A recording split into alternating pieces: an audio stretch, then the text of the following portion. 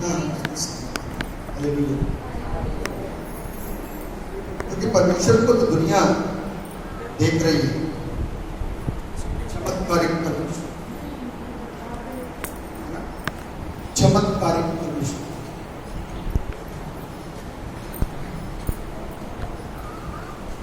क्यों इतने चमत्कार करते हैं? कैसे कैसे चमत्कार मालूम है? अंधे देखते हैं, लंगड़े चलते हैं, गूंगे बोलते हैं, बहरे हैं, दुष्ट आत्माएं बेचैन होती है, भागती है, परेशान होती है, और मुर्दा जिंदगियां जीवित हो जाती है। हालेलुया। उस सत्य परमेश्वर की आराधना करने के लिए हम यहां पर आते हैं और आए हैं।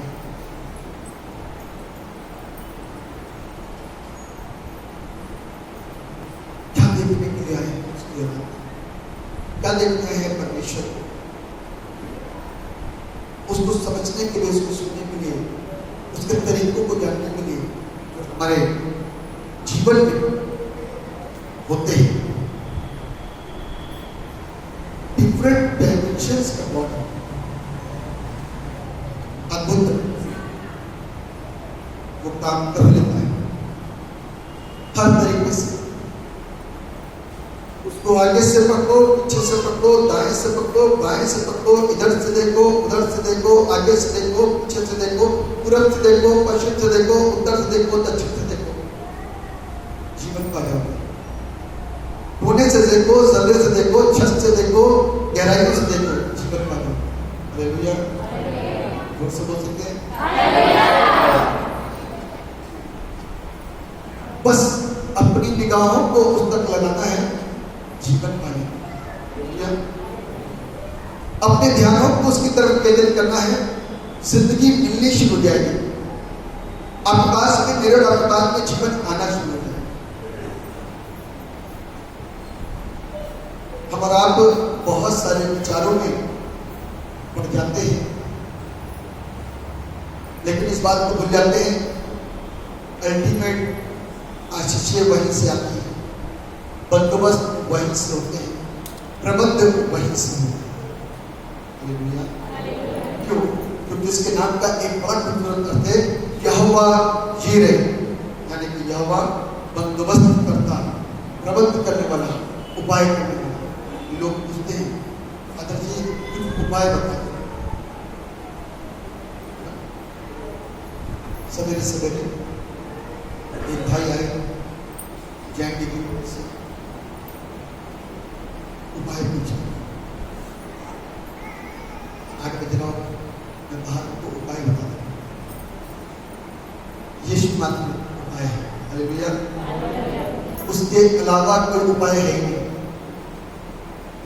उसका नाम सारे नामों में सबसे श्रेष्ठ, सबसे ऊंचा, सबसे महान और सबसे भला और सबसे बड़ा है।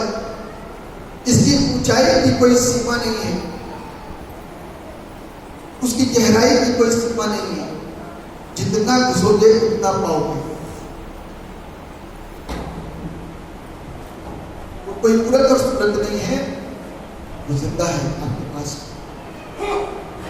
दूर का परमेश्वर, क्योंकि आत्मा हम लोग जब ईश्वर को देखने की कोशिश करते तो यूं देखते हैं, पुकारने की कोशिश करते तो यूं पुकारते हैं, बेटा जब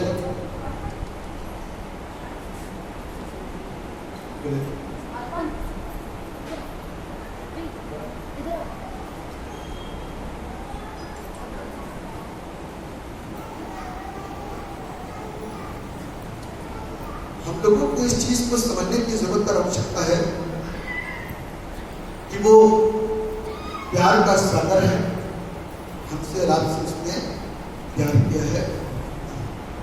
हम और आप उसके प्रेम को थोड़ा सा समझने की कोशिश करें, थोड़ा सा जानने की कोशिश करें। मेरे साथ एक हिस्से को निकाले थे, मैं पढ़ना चाहता हूँ आपके लिए। मरकुस रचित सुसमाचार 5वां अध्याय 6 पद से लेकर के पहले पद से लेकर के 5 मरकुस 5:1 से 5। वे झील के पार गिरासेनियों के देश में पहुंचे। जब वो नाव पर से उतरा तो तुरंत एक मनुष्य जिसमें दुष्ट आत्मा थी कब्रों से निकलकर उसे मिला, और वो कब्रों में रहा करता था, और कोई उसे सांकलों से भी न बांध सकता था, क्योंकि वो बार बार बेड़ियों और सांकलों से बांधा गया था। पर उसने सांकलों को तोड़ दिया और बेड़ियों के टुकड़े टुकड़े कर दिए थे, और कोई उसे वश नहीं कर सकता था।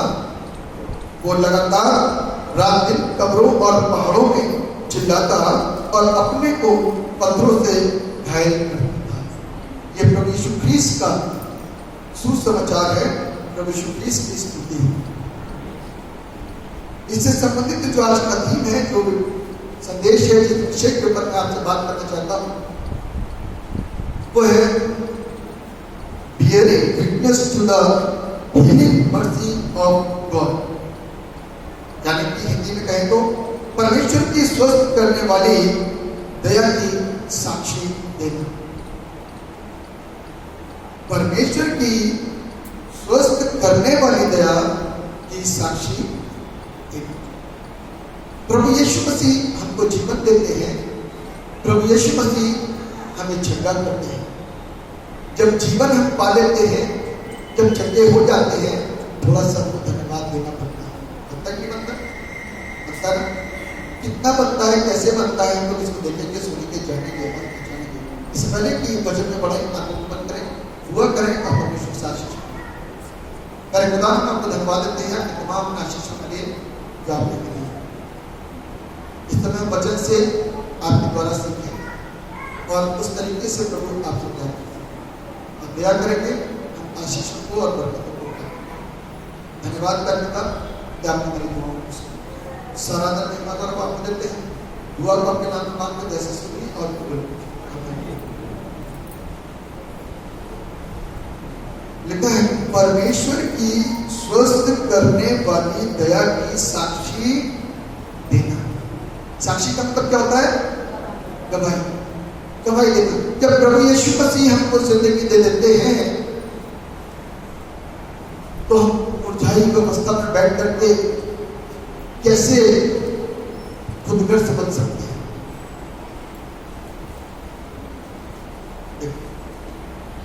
जब हम लोग चर्च आरंभ ही नहीं हुआ था,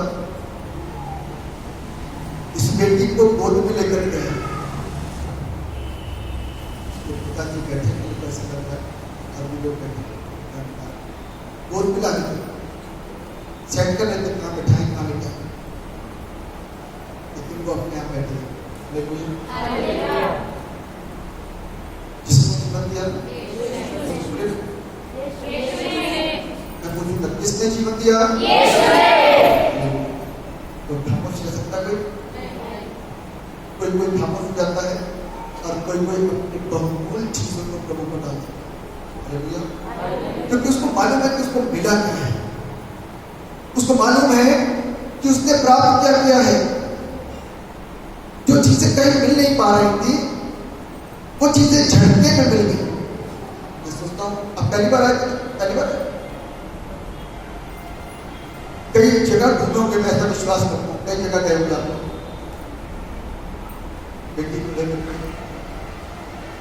ऐसे ही आते ही हैं लोग, लेकिन यीशु मसीह के द्वारा जीवन क्यों मिलता, कभी सोचा इस बात पर? यीशु मसीह के द्वारा शैतानों को बेचैनी क्यों हो जाती, कभी इस बात के ऊपर मनन किया, कभी सोचा? यहां पर देखिए ना, लिखा हुआ है दूसरे पद में, जब वो नाव पर से उतरा तो तुरंत एक मनुष्य जिसमें अशुद्ध आत्मा थी। कैसी वाली आत्मा? अशुद्ध, गंदी।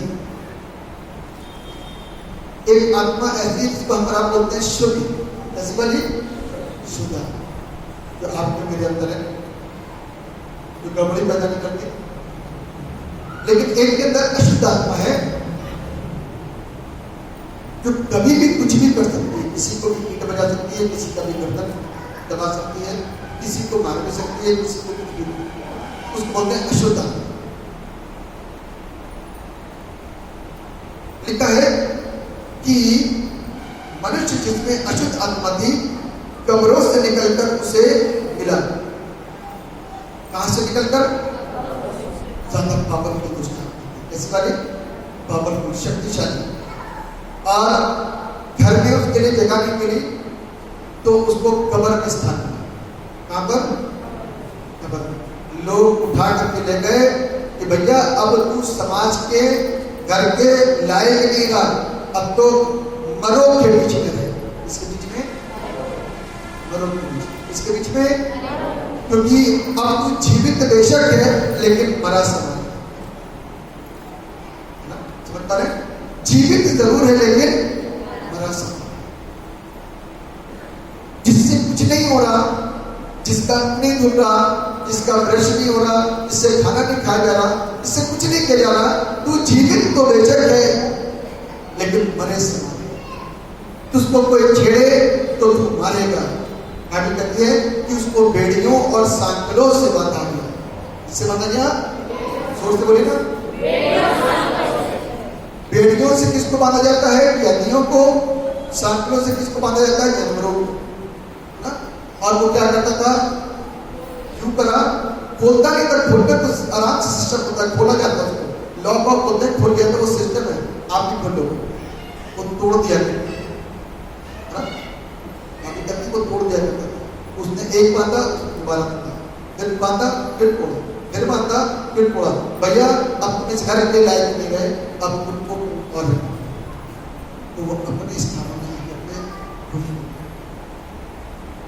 कब्रिस्तान से लौट करके वापस घर को नहीं गया ना, क्या कब्रिस्तान में रहना शुरू कर दिया। उसका घर कौन सा हो गया? कब्रिस्तान। कब्रिस्तान में कौन रहता है? मुर्दे। वो कैसी अवस्था में था? मुर्दा। तो उसको कौन सा घर पसंद आ रहा है? मुर्दा घर। कौन सा घर पसंद आ रहा है? मुर्दा घर। कहां रहेगा वो? मुर्दों के बीच। पढ़िए वापस। तीसरे पद लिखा है, वो कब्रों में रहा करता था और कोई उसे सांकलों से भी न बांध सकता था, क्योंकि वो बार बार बेड़ियों और सांकलों से बांधा गया था। परंतु पर उसने सांकलों को तोड़ दिया और बेड़ियों के टुकड़े टुकड़े कर दिए और कोई उसके वश में नहीं कर सकता था। वो लगातार रात दिन कब्रों और पहाड़ों पर चिल्लाता और अपने को पत्थरों से लगातार कब्रों और पहाड़ों में चिल्लाता। हो सकता वाला कब्रिस्तान थोड़ा पहाड़ों के पास हो सकता है। अब वो वहां से जा नहीं रहा अपने स्थान वापस, वहीं पर रहता था।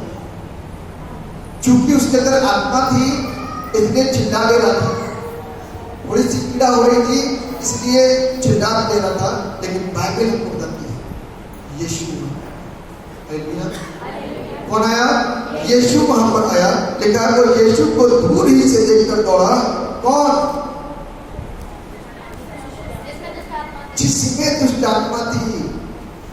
पहले तो दुष्ट आत्मा वाले दौड़ रहे थे, लेकिन दौड़ के जा रही थी दुष्ट आत्मा किसके पास? यीशु के पास। क्योंकि ऐसे तो हम अपनी इच्छा से तो यीशु के पास आएंगे नहीं, अपनी इच्छा से तो यीशु के पास नहीं आएंगे। दुष्ट आत्मा दौड़ा करके लेके आएगी पनाह मांगने के लिए, जीवन मांगने के लिए। अरे भैया माफ कर दो, यहां से चले जाओ, तुम्हारी तो परछाई भी गड़बड़ है। हुआ है, कहता है हे यीशु परम प्रधान परमेश्वर के पुत्र, मुझे तुझसे चाहता। आगे कहता है मैं तुझे परमेश्वर की शपथ देता हूं कि मुझे पीड़ा, यीशु के आने पर दुष्ट आत्माओं को पीड़ा होती है। हालेलुया।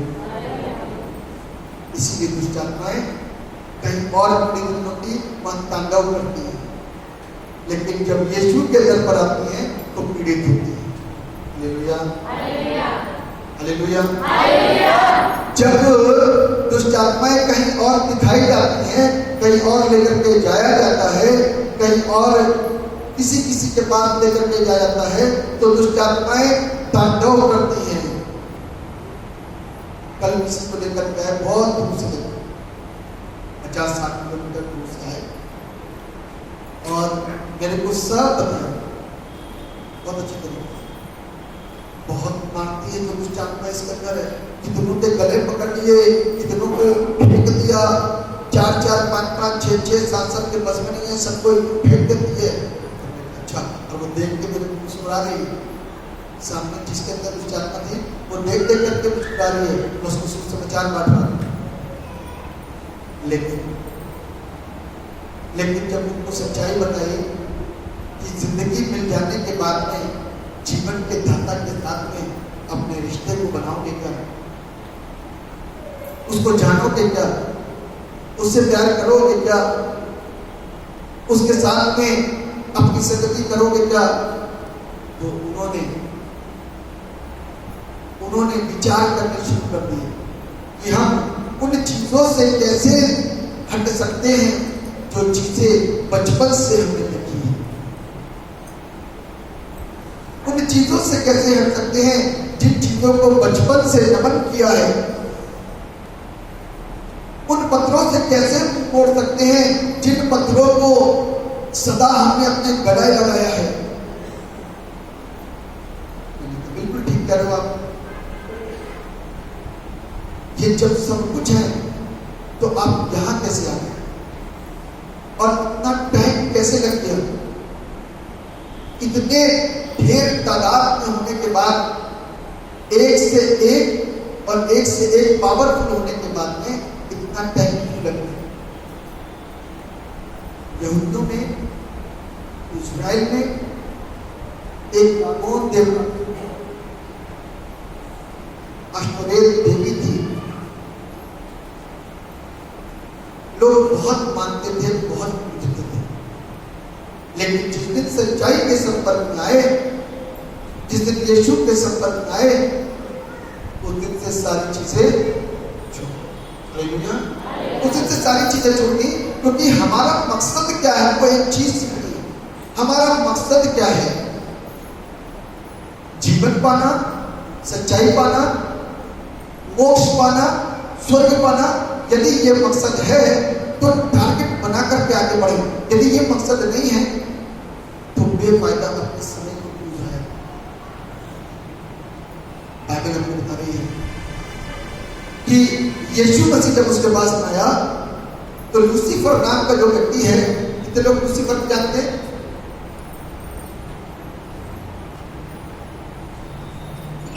वेरी गुड, काफी लोग जानते हैं।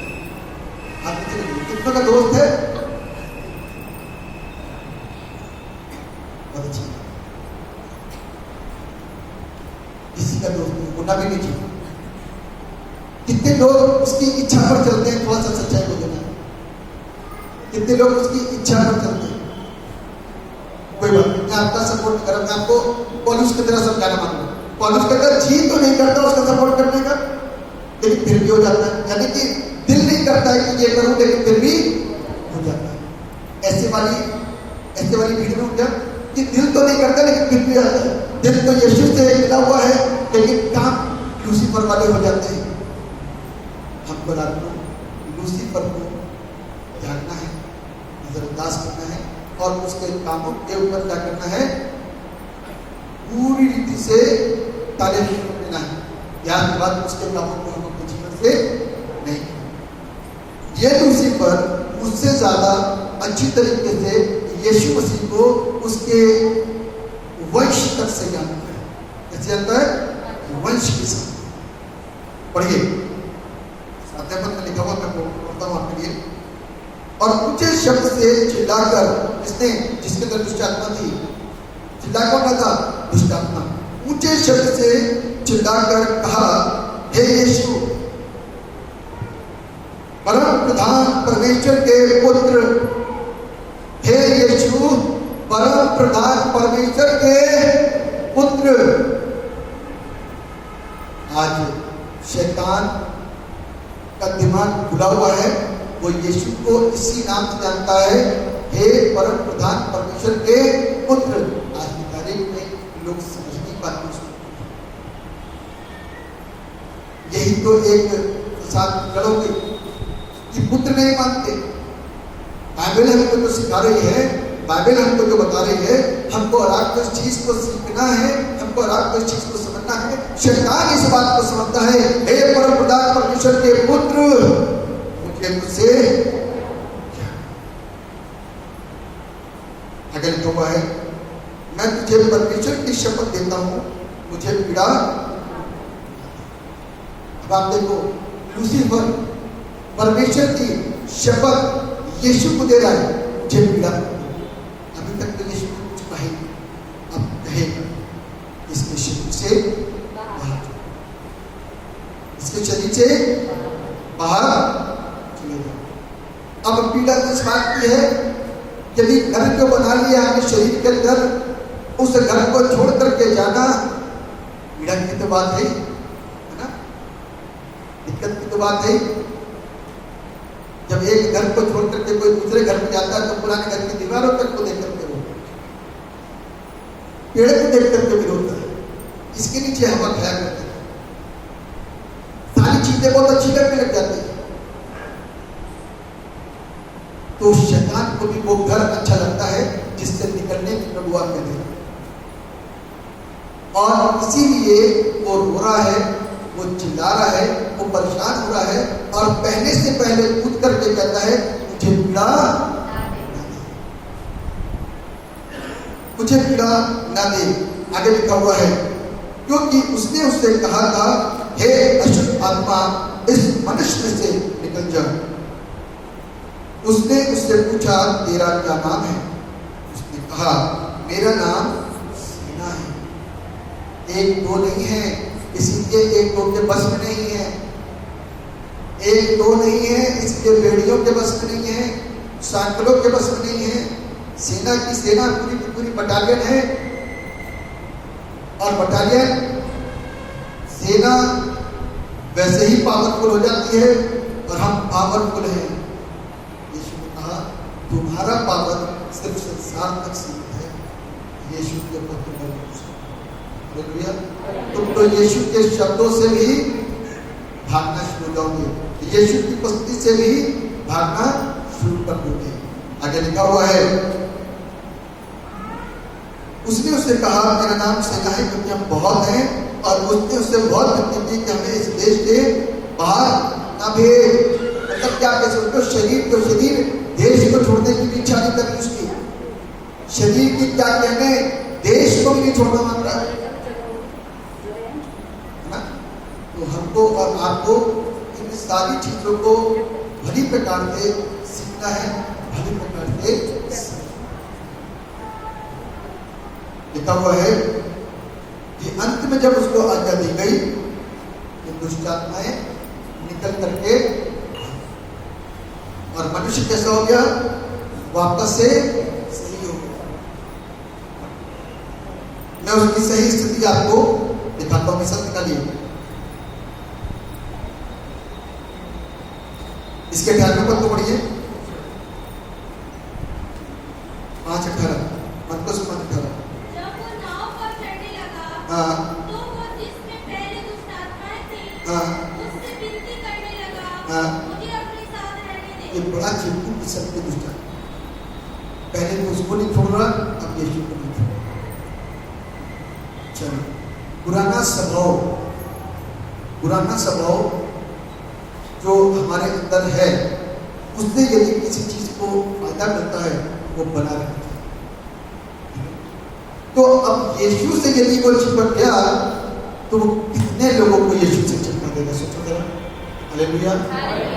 यदि यीशु से वो चिपक गया, तो कितने लोगों को चिपका देगा वो यीशु के साथ। एक ही काफी है, एक ही काफी है। और जब वो यीशु की बातों को सीखेगा, तो वो घर में बताएगा, घर वाले पड़ोसियों को बताएंगे, पड़ोसी वाले रिश्तेदारों को बताएंगे, रिश्तेदार वाले जहाँ शादी लगी होगी वहां बताएंगे। तो यीशु, हालेलुया, दीवाने हम।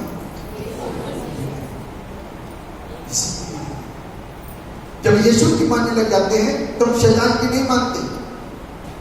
शैतान की बातें हमारे दिमाग में भी नहीं आती, वो सोच भी हमारे दिमाग में नहीं आती। हम सोचते भी नहीं वैसा, किसी की नहीं सुनते, और परमेश्वर की सुनते। और जैसा परमेश्वर हमको आज्ञा देता, अनुमति देता, वैसा ही।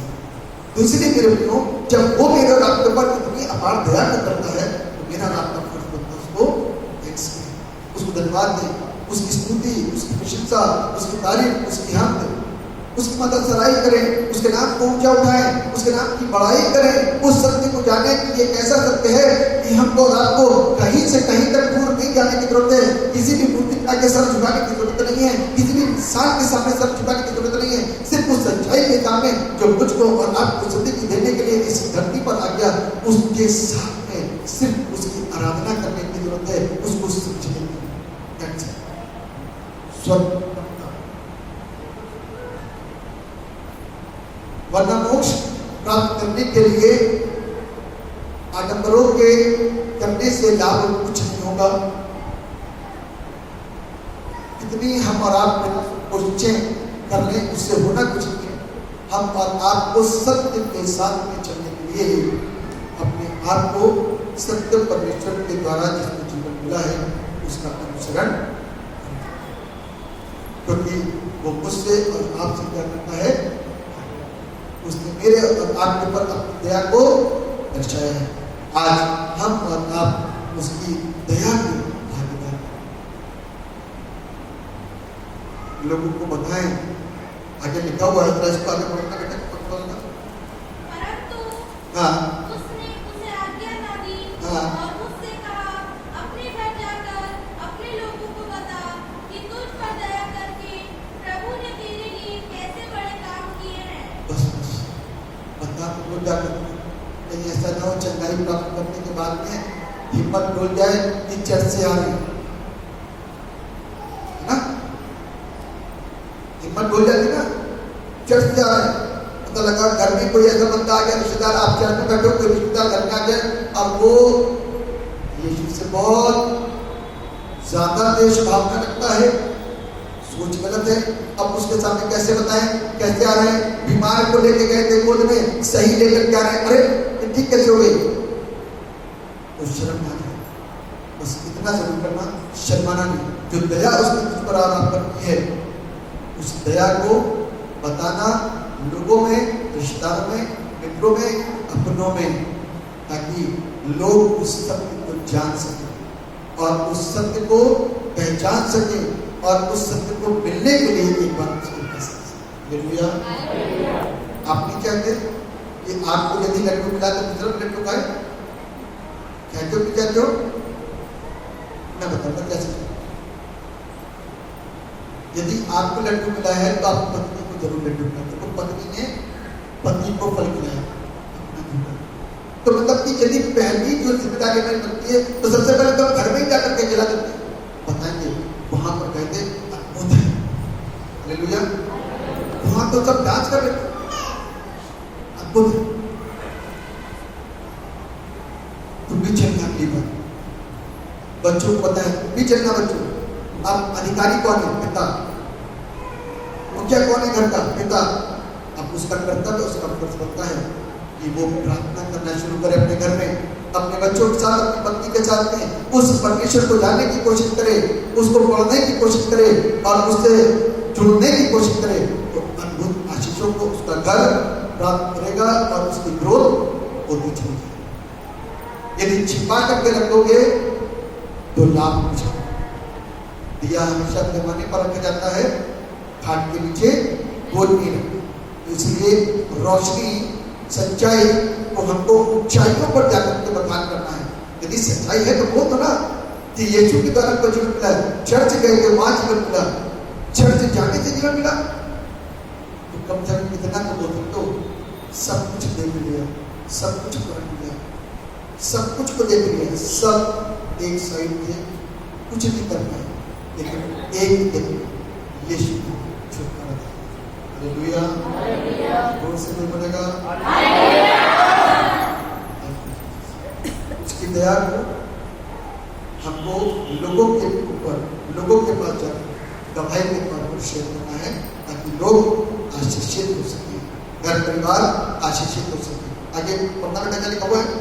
वो जाकर दिकापुलिस में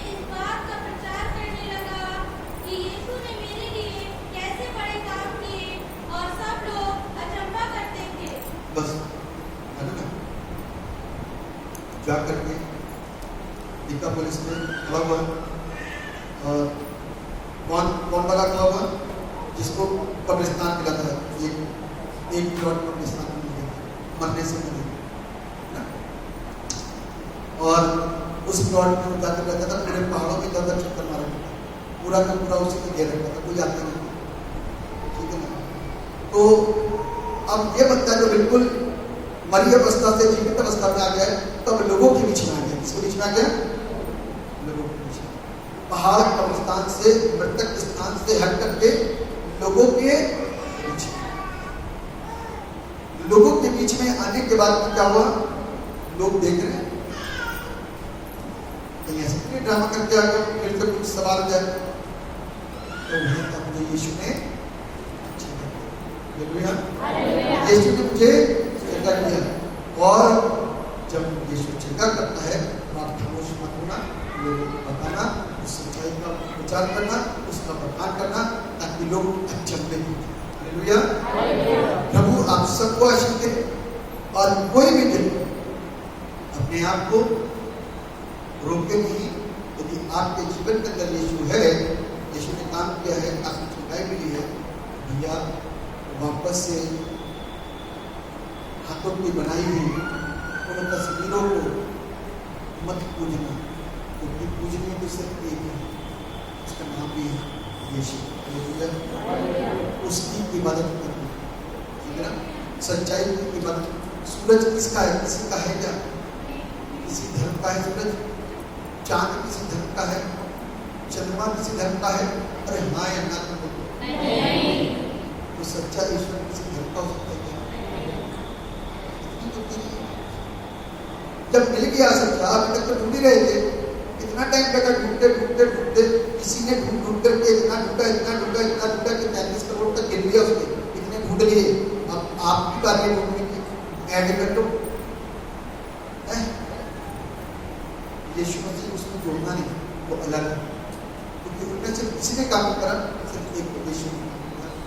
आपको मुझे उद्धार दे दिया, छुटकारा दे दिया, हम आजाद हैं और उसके अपना परमेश्वर से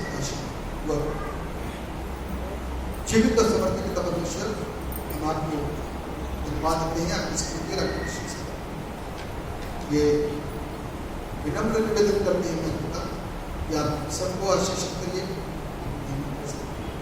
हमारी जिंदगी आपको हम सच्चे बने, धोखेबाज ना हो, मूर्ख ना बने, अज्ञानी ना बने, अनजान ना बने, मूर्ख ना बने, क्योंकि आंखों ने देखा काम होते हुए, कानों ने सुना यीशु का नाम, दिमाग में कुछ ना कुछ तो हिला ही होगा कि जो कहीं नहीं हुआ वो यहाँ तक सुन गया। तो उसी चीज को वैसे ही जाने को बता कि चर्च गए, वहां पर यीशु का नाम सुना, यीशु जो सबका ईश्वर है, ईसाइयों का नहीं, सबका ईश्वर है। और वो यीशु, वो ईश्वर के नाम से छुटकारा मिला और चल। जब इतना कहोगे तो यीशु जीवन के अंदर आकर के इतनी बरकत देगा, इस समय भी। परमेश्वर आप हम सबको आशीर्वाद